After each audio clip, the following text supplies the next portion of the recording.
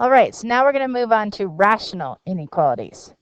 For rational inequalities, the critical points are still the values of x that make the numerator equal to 0, right? Because those would still be your zeros, your roots, your solutions, your x-intercepts. And the values of x that make the denominator equal to 0. All of those are critical points, okay? We know that those would be domain exclusions. So if you look at domain exclusions, you remember that those are the values of x that make the denominator equal to 0. So those cause the fraction to be undefined and must be excluded. However, guys, understand they are critical points, okay? And they are used to determine your testing intervals that we talked about. Okay, so let's make the connection with all of that stuff. So here we go. 1, again, I sort of look at this like it's an equal to 0 for a moment, all right? I'm going to factor the numerator and the denominator anytime I have a chance. So in the numerator, it factors into x minus 5 and x minus 2. Denominator, taking out the GCF of x, factors into x times x plus 5. Okay, I'll keep the sign there, greater than or equal to 0. My critical points are what make all 4 of those factors equal to 0. So in the numerator, my critical points are 5 and 2. In the denominator, my critical points are 0 and negative 5. So again, you're just getting yourself to a number line and putting those 4 critical points on the number line. Okay, so in order, we said we had negative 5, we had 0, 2, and 5. So in order, there we go. So now we've got 4 critical points to test, if you will, although there's something we already know about them. And then the 1, 2, 3, 4, 5 regions to test. Okay, so a little more involved here with work, but here's how we go about it. So first, negative 5. Notice negative 5, and I'm just going to do them at the same time. Negative 5 and 0 both came from the denominator. So you know we can't let the denominator equal 0. So you need to exclude them. So immediately at negative 5 and 0, you should know to put open circles. Okay. By the same token, you do have to watch all these details though. By the same token, in the numerator, I know if I plug in 5 or 2, I will get 0. Okay.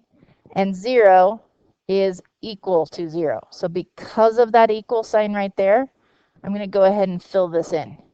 If that equal sign was not there, very quickly, I would have also made these both nice, big, open circles.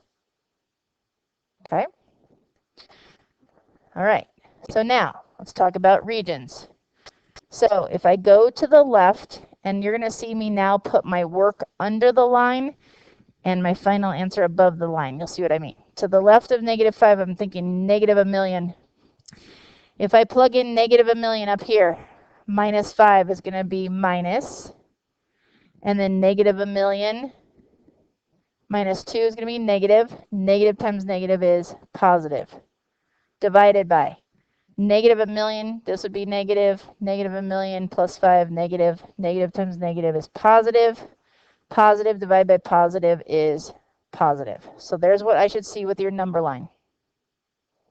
Okay. The rest of this, I'm just putting in here so you verbally know what the heck I'm doing. All right, between negative 5 and 0. See what you can do with that region. If I plug in like negative 3 minus 5, that'd be negative. Negative 3 minus 2, negative. Negative times negative is positive. Divided by negative 3 is negative. Negative 3 plus 5 would be positive. Negative times positive is negative. And the result, positive divided by negative, is negative. Okay. All right, between 0 and 2, if you're plugging in 1, go ahead and finish those 3 for yourself, those 3 intervals. And come back. So between 0 and 2, the work should have ended up giving you positive over positive, which is positive. Between 2 and 5, negative over positive, which is negative. And to the right of 5, positive over positive, which is positive. All right, so the work again is below the number line. The intervals that I'm actually looking at, the positives and negatives, are what's written above the line for me. Okay, now nothing changes at this point than it did from your last inequalities. I now look at completely depend on the sign here. If this says less than, I shade the negative regions. If it says greater than, I shade the positive regions. In this case, since that is a greater than symbol, I'm going to shade all of the positives. Okay, so it looks like I'm getting 3 regions here. And once again, putting that then down in interval notation, you'll be telling me the x's run from negative infinity to, sorry, don't know what the board is doing. X equals negative infinity to negative 5, not including it, so parenthesis, comma, 0 to 2, not including the 0, so parenthesis, and 2 bracket. I do want to include that, comma, include the 5, so bracket 5, comma, infinity, parenthesis. There are your 3 x intervals. Okay, next one. Well, guys, I like really depending on that greater than or less than 0, right? So that the positives and negatives make sense. So just like if I was solving an equation instead of an inequality, I want this set equal to 0. In other words, I want it to say less than or equal to 0. So that should tell you that your first step is going to be moving things around and manipulating so that you have what you need. So I'll bring this over. I now like that it's less than or equal to 0. And now, just because of what we're doing in this section, we know we need a numerator and a denominator. So I need one fraction. That means I'm going to put 3 over 1, get a common denominator, which you are hopefully an expert at by now. Common denominator would be x plus 2. And so this first one doesn't need to be multiplied by anything, so you just get the x plus 1.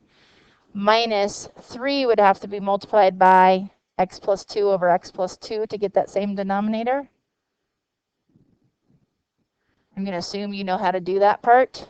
Okay, just talking through it verbally. Let's go ahead and simplify. X plus 1 minus 3x minus 6 over x plus 2.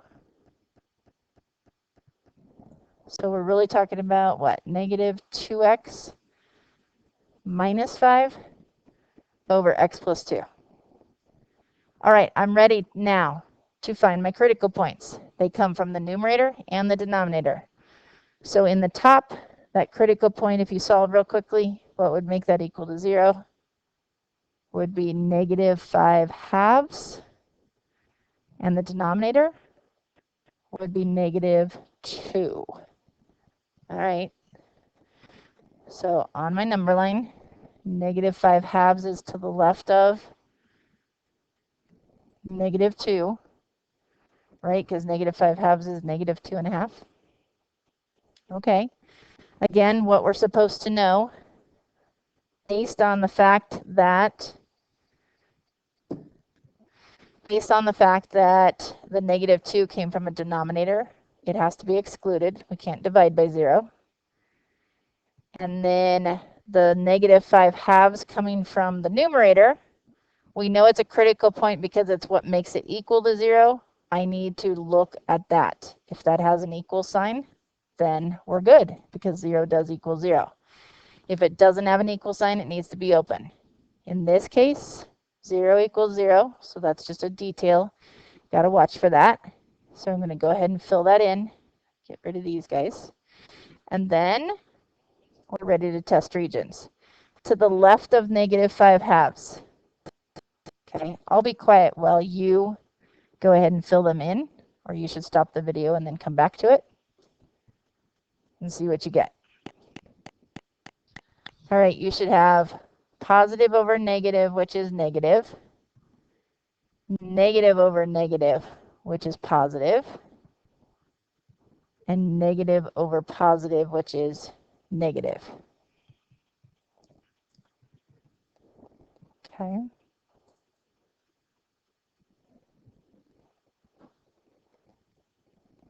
All right, double check that. And then again, I am completely now at this point dependent upon that sign. If it says less than, I'm going to shade the negative regions. If it says greater than, I'm going to shade the positive regions. In this case, since that sign says less than 0, I am going to shade the negative regions. So this one and this one. Okay. All right, so then my final answer for x, interval from negative infinity to negative 5/2. We want to include 5/2, so bracket, comma, parenthesis from -2 to infinity. And that would be our final interval answer. Okay, next. Again, with an inequality, I really like being able to depend on greater than or less than 0, right, for the positives and negatives. So again, that tells you we want these to be on one side and we want there to be a 0. So it doesn't matter. That's up to you which way you want to move it. I like having my x's on the left, like I think most of you do. So I'm just going to go ahead and make the decision that I'm going to leave this on the left, and I will subtract that, leaving you with greater than or equal to 0. Same thing, common denominator. Getting the common denominator would be x minus 6 times x plus 2. So the 5 needs to be multiplied by the x plus 2. The -3 needs to be multiplied by the x minus 6. Hopefully that's getting to be quick for you since it's review. Simplify. So the numerator would be 5x plus 10 minus 3x plus 18. Still over our same factors. Greater than or equal to 0. And combine like terms. 2x plus, I guess it'd be 2x plus 28. Okay, over x minus 6, x plus 2. We know we're supposed to factor completely in the numerator and denominator. So I'll just take out my GCF of x, or sorry, of 2 times x plus 14 over x minus 6 and x plus 2. All right, I am set and ready to go now with my number line. Okay, so I can see that my critical points from the denominator are 6 and -2. My critical point from that one factor up above is -14. So putting them in order, I've got -14, and I said -2 and +6, so -2, then +6. Once again, making the connections. We should know immediately the 6 and the -2 came from a denominator. You can't have 0 in the denominator. So those both should be exclusions, domain exclusions. Likewise, we know that in the top, in the numerator, that these are going to be zeros. So from the -14 up here, we know that's going to be a 0, and 0 does equal 0. Okay, if there was no equal sign there, I'd make it open. Since there is an equal sign, I will go ahead and fill it in. So I do want to include that. Again, those are those details. Lots of details in here. Okay. All right, why don't you go ahead and carefully yourself do the work for getting the pluses and minuses. All right, you should have negative over positive equals negative. Positive over positive equals positive. Positive over negative equals negative. And positive over positive is positive. Once again, I now completely depend on that sign. If it says less than, shade the negatives. If it says greater than, shade the positives. Since this one specifically is a greater than symbol, I will shade the positive regions. So here and here. Okay. And therefore, x is going to equal the interval from bracket, because we want to include negative 14, to negative 2 without including it, right? So we're going to make that a parenthesis, negative 2. And then from 6, without including it, to infinity. So both parentheses. And there would be our interval answers for problem 3. Okay, number 4. All right, so I've got a quadratic. First thing I'm going to do, I'm going to factor it. However, I don't find numbers that multiply to be 1 and add to be negative 3. So remember, guys, you always have something to go to. If it doesn't factor, the next thing you should automatically be thinking, quadratic formula. All right, so if we go with quadratic formula, x would equal the opposite of b plus or minus the square root of b squared. So negative 3 squared would be 9, minus 4 times a of 1 times c of 1, all over 2 times a of 1. So we're looking at 3 plus or minus, well, 9 minus 4 is 5. So root 5 all over 2. And nothing reduces there. So, okay, we're talking about our two numbers being then on the number line. One of them being 3 minus root 5 over 2, and one of them being 3 plus root 5 over 2. Okay, so hopefully it's obvious that 3 minus root 5 over 2 would be smaller than 3 plus root 5 over 2. Okay, and now think about what we've talked about.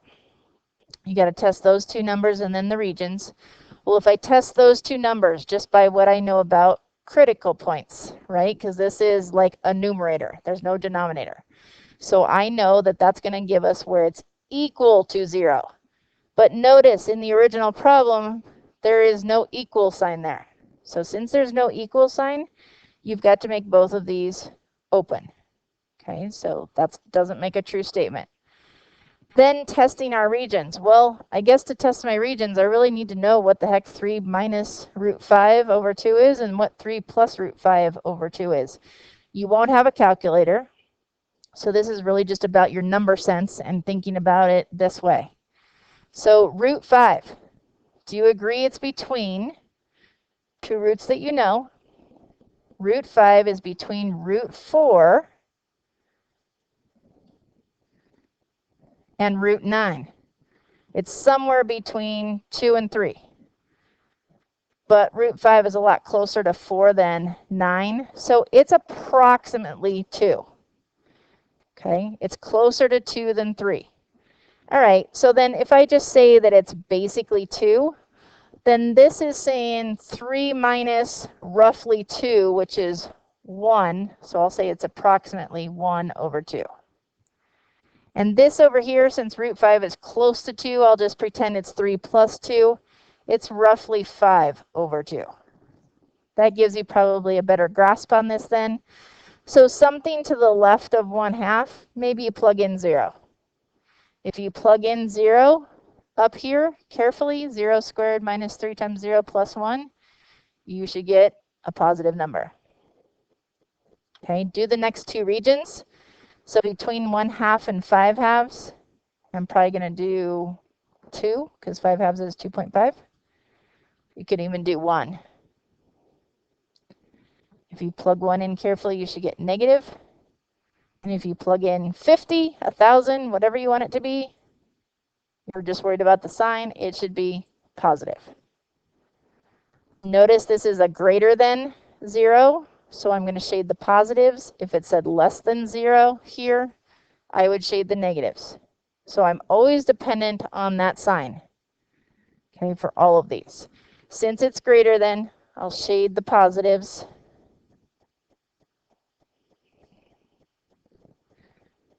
Shade the positives. Okay. And there we go. So now my interval is going to be x equals, well, negative infinity to 3 minus root 5 all over 2. And that's a parenthesis. Comma, parenthesis, 3 plus root 5 all over 2, comma, infinity. Okay. All right, there we go. There's our answer for that one. Now, let's talk about other problems that you're going to run into. So what if our discriminant were negative? What if the discriminant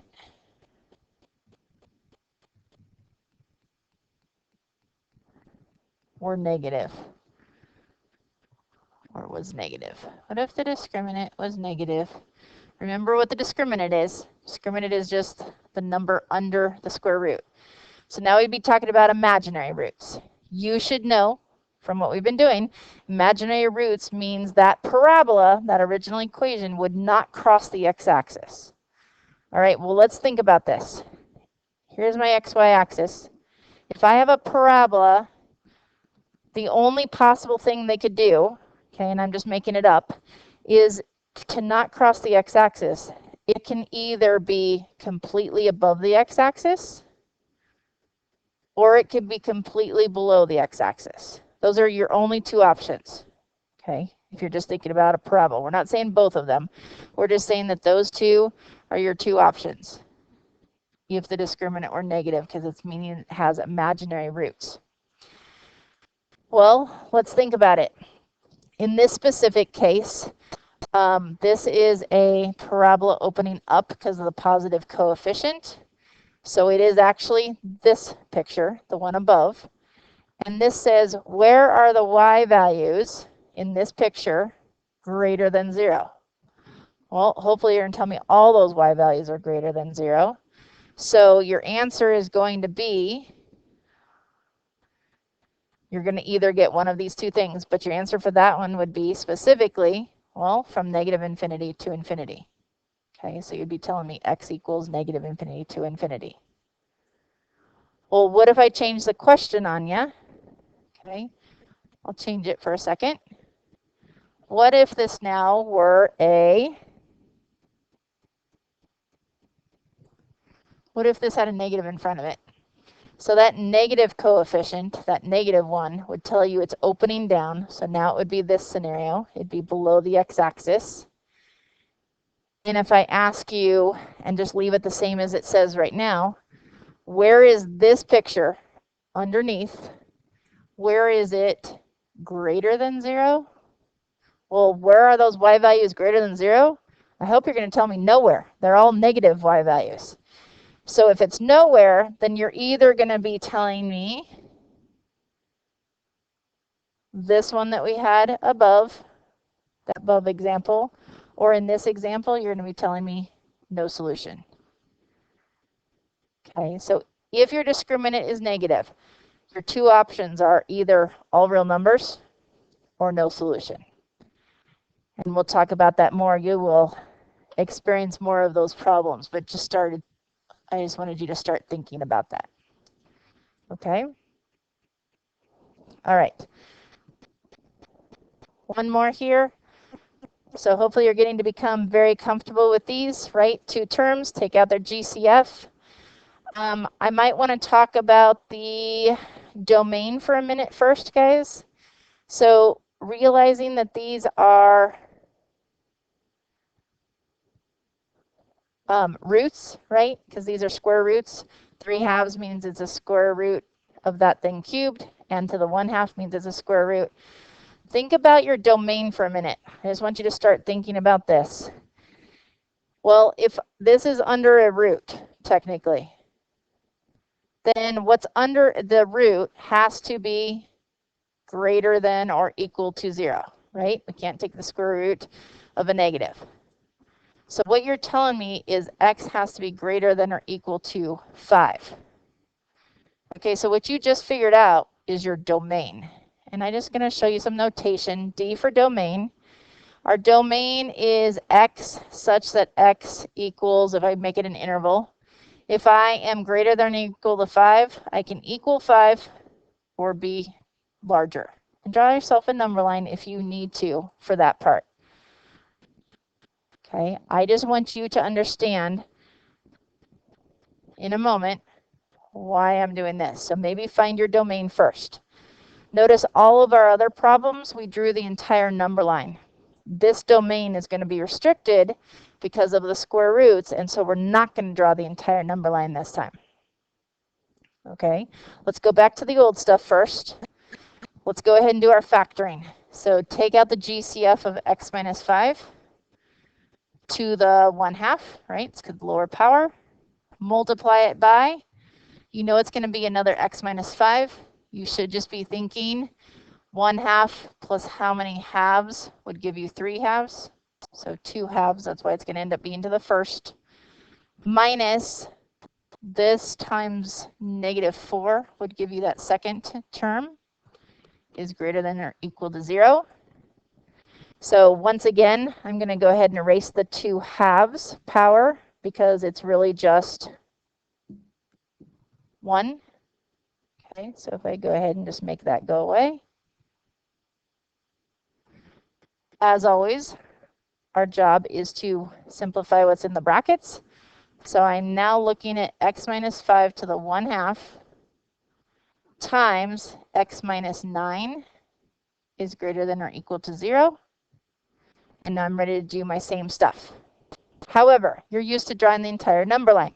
That's why I made you think about the domain restriction. This time, we are saying that the number line should only go from 5 and to the right. All right? So I am going to say, maybe I'll put a bracket, okay?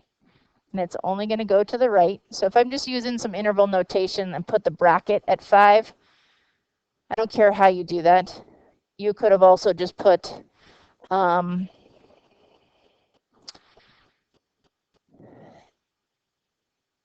if you put a parenthesis, it would be okay for a moment. You're just going to go back and fill in the details. So you just don't want to fill in to the left of 5 since it's not part of our domain. And the other critical point is the 9. And if you want to still go back and then test the 5 and the 9 like we should, then if you test the 5, you know it's a 0. Since this is equal to 0, it works. Hence the reason why it's a bracket. Okay, but if you want to put the dot 2, I don't care. If you plug in 9, again, you're going to get 0, which is greater than or equal to 0, so that works.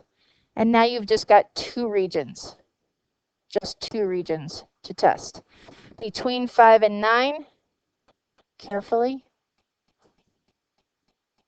should give you negative. And to the right of 9, carefully, should give you positive. Again, I now depend on the sign, this original sign. If that was a less than, shade the negative part. If it's a greater than, shade the positive part. Since this one specifically is a greater than, I'll shade the positive part. And now be super careful when you tell me your answers. So now, in interval notation, you might not have seen this before, okay? In interval notation, notice we need to include 5. So when it's just 1 point in interval notation, guys, you just put that number in brackets. So don't forget the 5. And then you also need to include the interval from 9 to infinity, including the 9. So bracket on the 9, parenthesis on the infinity.